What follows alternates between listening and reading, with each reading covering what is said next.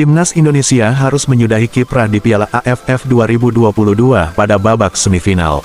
Hasil kurang optimal tersebut tentu tidak lepas dari performa beberapa pemain kunci yang tidak berada dalam level terbaiknya. Timnas Indonesia kalah dengan agregat 2-0 dari Vietnam pada babak semifinal. Hanya mampu bermain imbang 0-0 pada leg pertama di Stadion Gelora Bung Karno.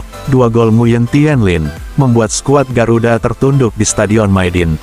Indonesia menargetkan juara pada gelaran Piala AFF 2022.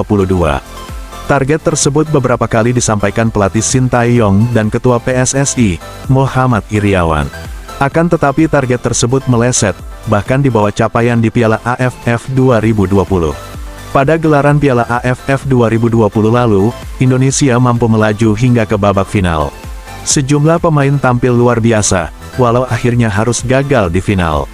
Namun, pemain yang menjadi kunci di Piala AFF 2020 justru tampil melempem di Piala AFF 2022 ini. Berikut adalah pemain-pemain yang tampil kurang maksimal di sepanjang gelaran Piala AFF 2022. Pratama Arhan. Pratama Arhan meraih gelar pemain muda terbaik di Piala AFF 2020. Dia tampil luar biasa, dengan catatan 2 gol dan 2 assist sepanjang gelaran AFF 2020. Performa apik itu membuat nama Arhan mencuat ke permukaan hingga dapat menarik perhatian klub asal Jepang, Tokyo Verdy. Namun, Arhan di Piala AFF 2022 adalah sosok yang berbeda.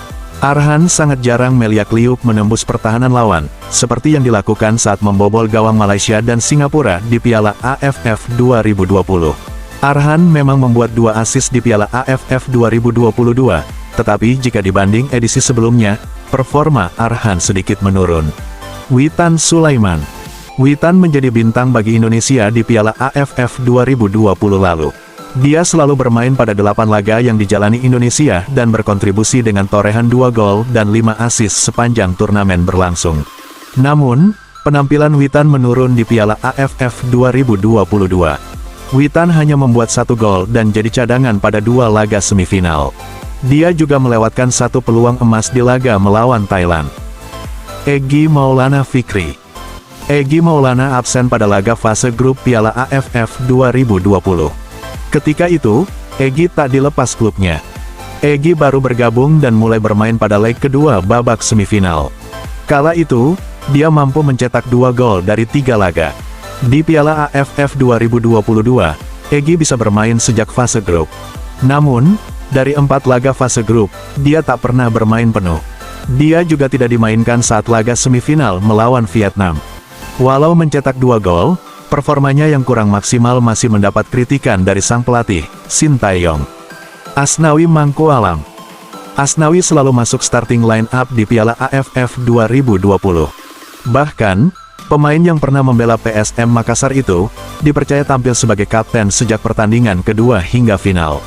Dia berkontribusi dengan mencetak 1 gol dan assist untuk Indonesia.